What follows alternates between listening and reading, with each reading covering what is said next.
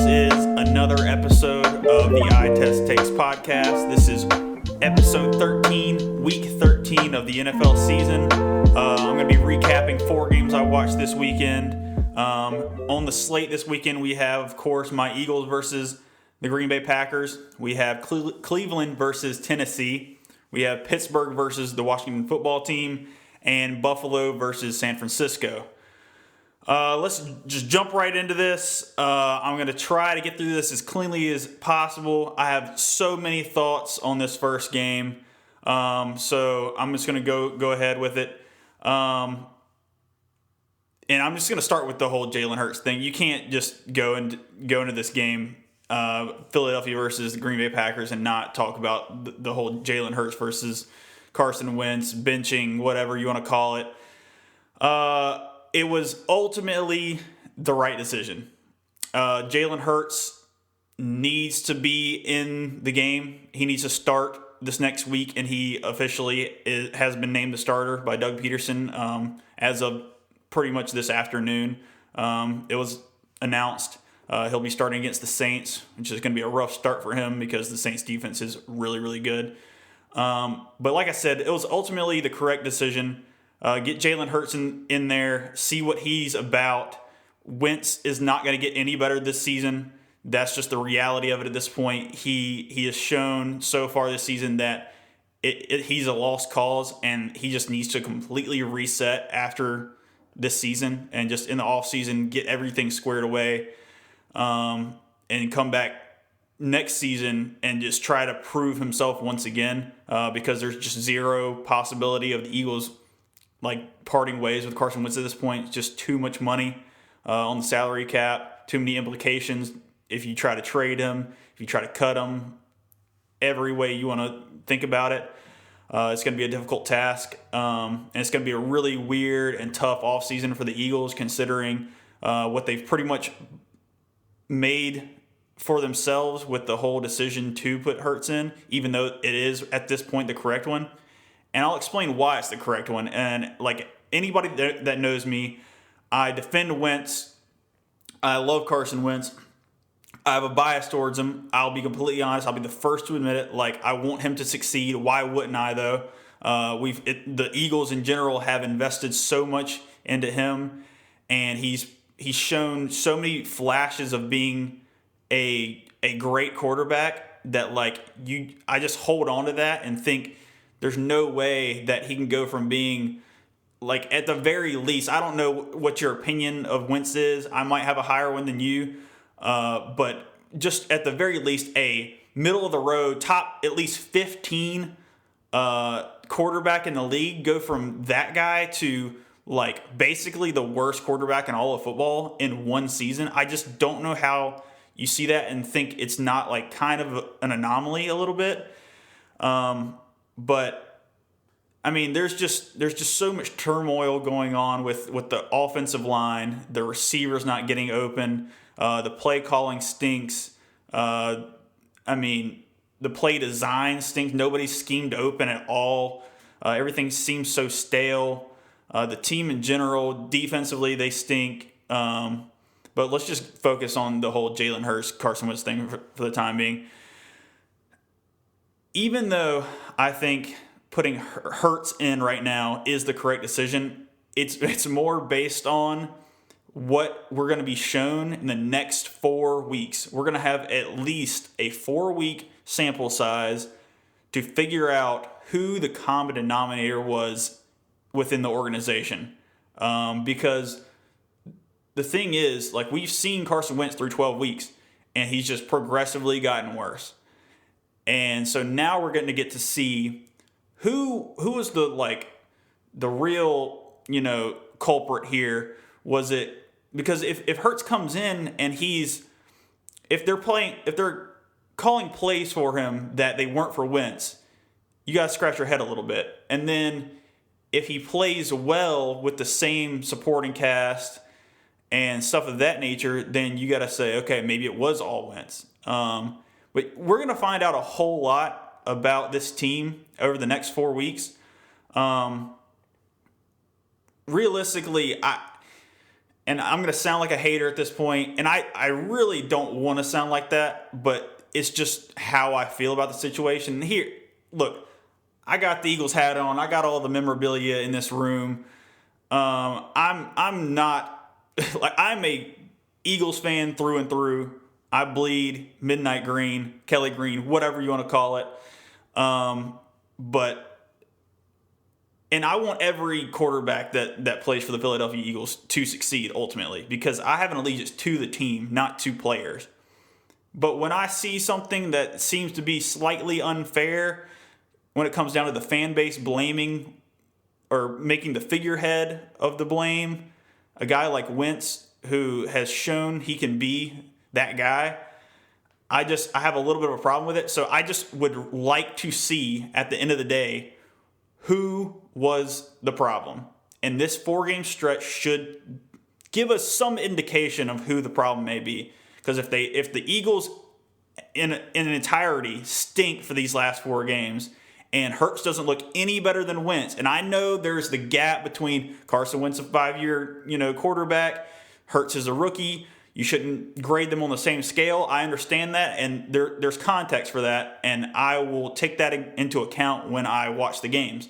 But at the same time, if we're seeing the same problems with the play calling, if we're seeing the same problems with people not getting open, the O-line being absolutely terrible, then we'll have a better indication on what this team actually is. But yeah, I in my opinion on Hurts at this point, I want him to succeed because he's a Philadelphia Eagle. But at the same time, I didn't really like him coming out of the draft as a prospect. I didn't think he was super polished. He definitely progressed and got better throughout his college career, from Alabama and then going to Oklahoma. Lincoln Riley seemed to get the best out of Jalen Hurts. And I think he's a solid player. The only problem is, and I think we're going to see it over this 4-game span, is the fact that people are going to find out that Jalen Hurts does not have a great arm. And it's crazy. Like, people are going to see that Carson Wentz's arm is much better, and then they're going to have doubts about that. And I think it's going to be a complete shit show. I'll be honest. Twitter's going to be an absolute rampage between fans on either side, Wentz versus Hurts, blah, blah, blah, blah. But it's going to be crazy. I can't wait to see, because it's going to be fascinating to watch, really. I think, though, like I said, people are going to realize that I don't think all of this was on Wentz this year. But we'll see. I will gladly eat my words. If Jalen Hurts comes out and he seems to be the guy, then more power to him. And I'll ride with him until the fan base wants to turn on him at some point. It's just crazy how we just want to deject what seems to be good players in Philadelphia. Sometimes the fan base is just absolutely wild. But yeah.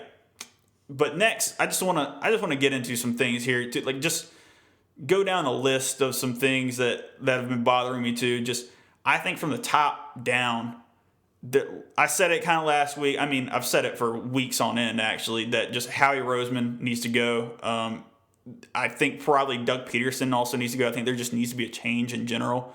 We'll see if Doug Peterson has some juice left in these last 4 games. Like I said, it's going to be a litmus test for him for sure. It's going to be a litmus test for the personnel, considering Howie Roseman picked all of them, and he has been absolutely terrible at his job the last few years. Literally, the 2017 year where he hit on every single free agency decision. The draft picks were okay. They've turned out to be just very mediocre these few years later.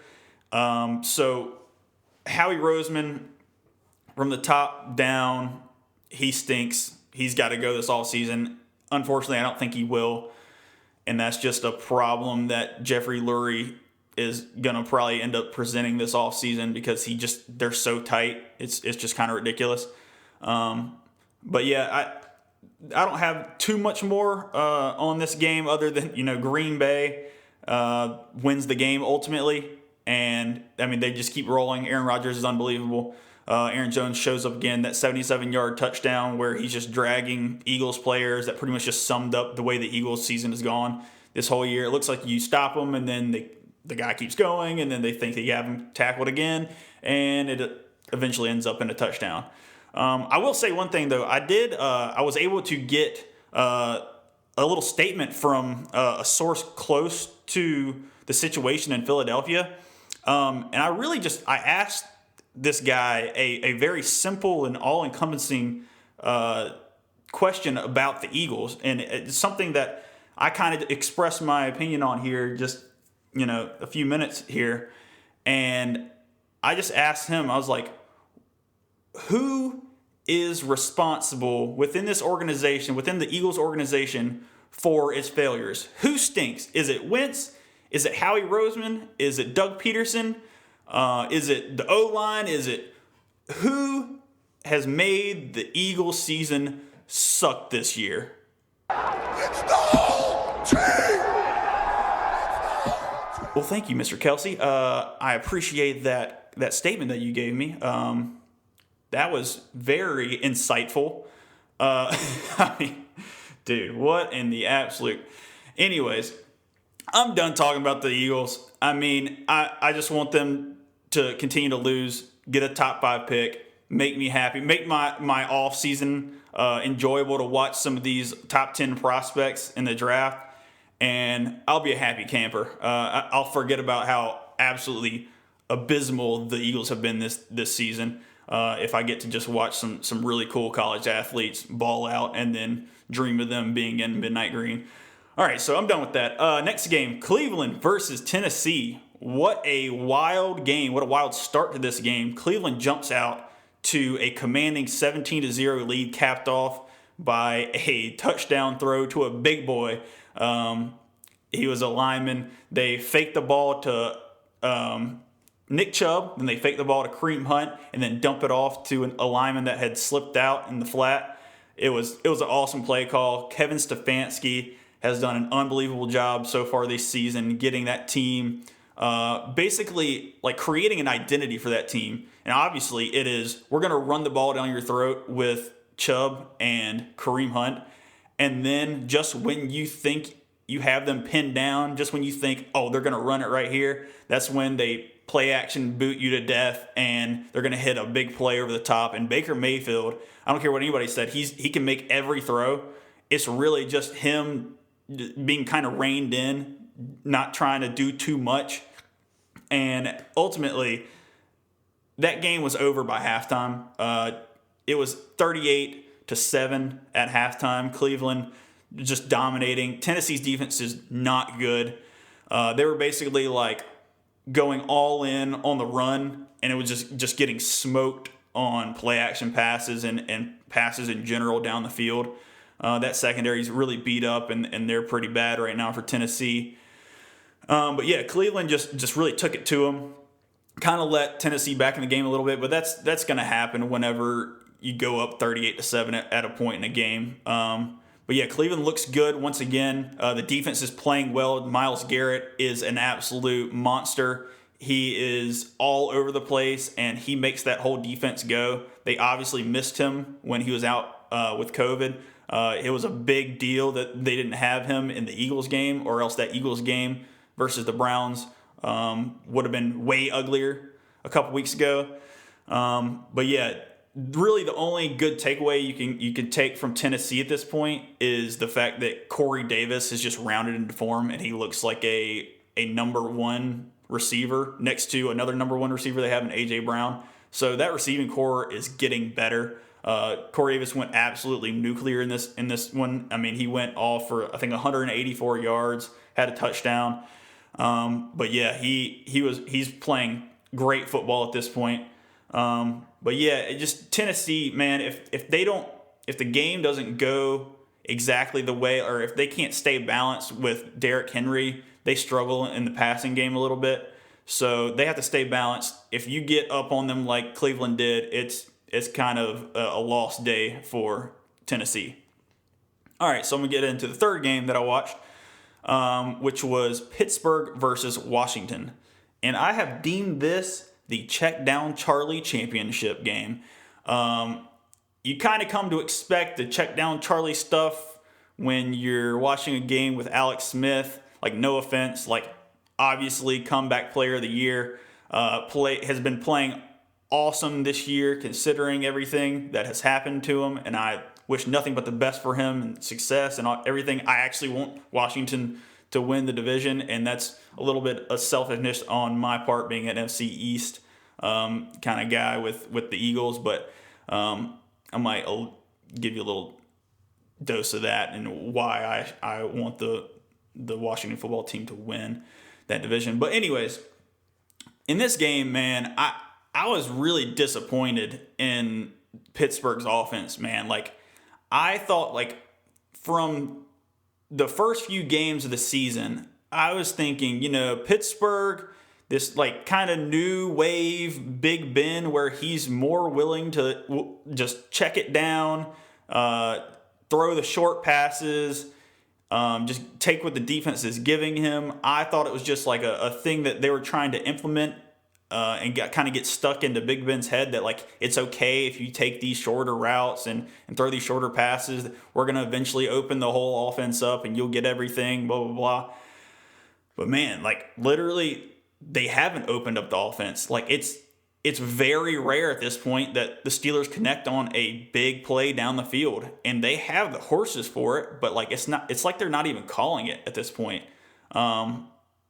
I just don't. It's just a disappointing offense to watch, considering all the weapons you think they have. I mean, Claypool, Johnson, Smith-Schuster. I mean, they have the receiving weapons. But I think what's really hurting them in the end is that running game, and that's why I've never been as high. Like, when everybody's been debating the whole Steelers versus Chiefs, who's the best team in the AFC or in football, really. I was never on the Steelers bandwagon in that regard. It was always the Chiefs are still the best team. And it really came down to, at first, because I hadn't honestly watched the Steelers in a couple games. It's been a while since I watched a game of theirs. But, like, before that, the only thing that really concerned me about the Steelers was the run game, or the lack thereof, I should say. And it's just, James Conner is just okay to me. Obviously, Benny Snell is just an okay back as well. Anthony McFarland hasn't really showed much. But they really can't get anything going on the ground game. So they're making that passing game their pseudo-run game by just throwing short passes, screen passes, like wide receiver bubble screens all the time. And, yeah, that works to a certain extent. But when you got a defense that is just coming after you, and I give all the credit in the world to the Washington football team's defense, man. They were coming after Big Ben. They were coming after that, just any ball carrier that touched or even got near the ball. They were being super, super physical, and they were hitting that night. You could hear it through, the speakers in the TV copy. I mean, it was crazy. But yeah, that Washington defense has been playing phenomenal.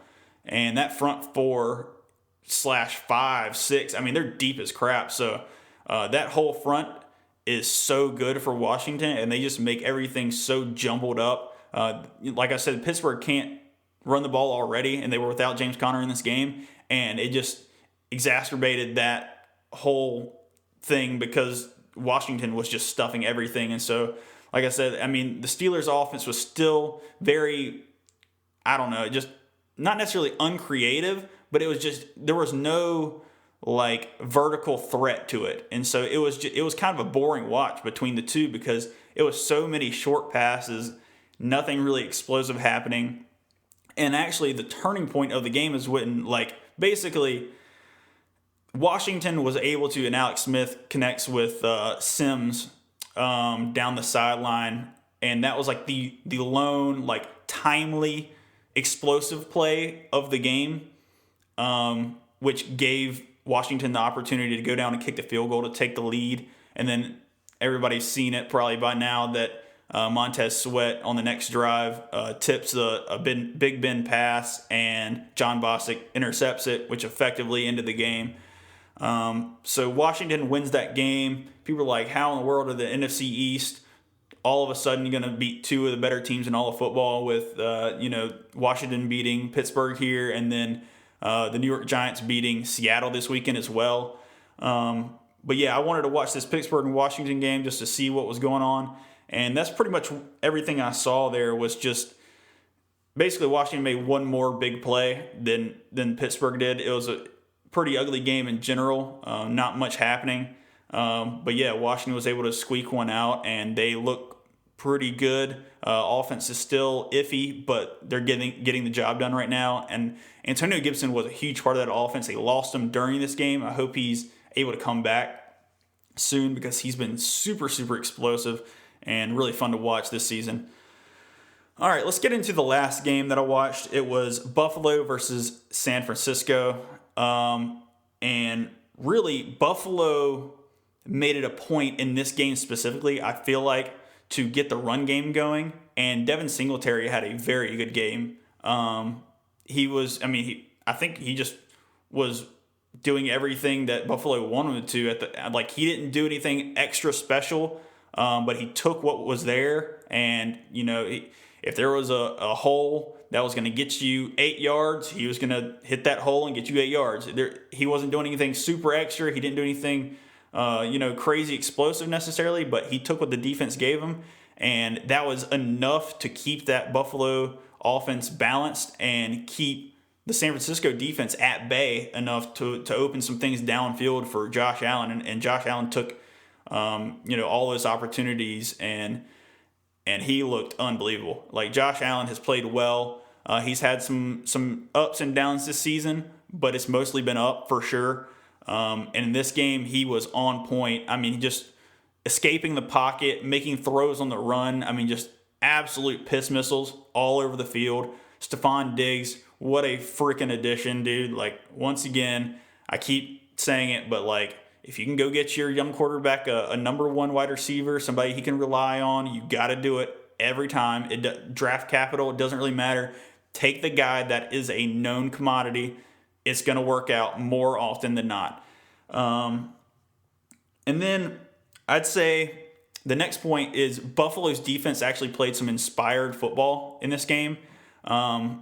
They haven't played very well all season, and it looked like they put together a pretty good game in this one. They let up some yardage, but when it mattered most, they made some goal line stands. They made some third down stands, and they looked pretty good all in all. And I would say for San Francisco, their offense did look pretty explosive.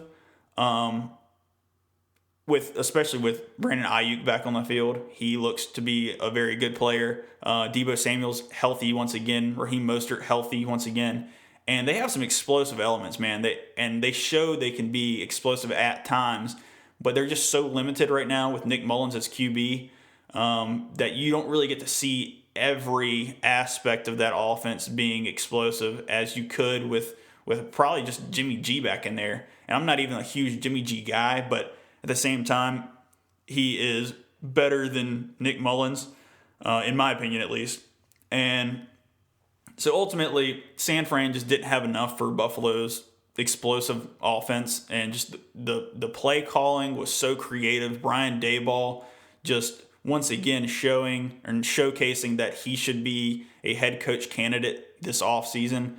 It looks to be an offseason that's going to be filled with good head coaching candidates, especially on the offensive side of the ball, and even defensive-minded head coach candidates from Robert Saleh and guys of that nature. So, man, Brian Daboll put on a show. Josh Allen, took all the opportunities and took them to the next level. So, good on him. They win the game. They look to be very tough in the AFC. I still don't think they're gonna really be able to compete with the Chiefs. The Chiefs obviously have already beat them in the season. It was a pretty handled game too. They didn't really present much of a problem for Kansas City. So, but things could change. They can get really hot going into the playoffs, and you never know what can happen.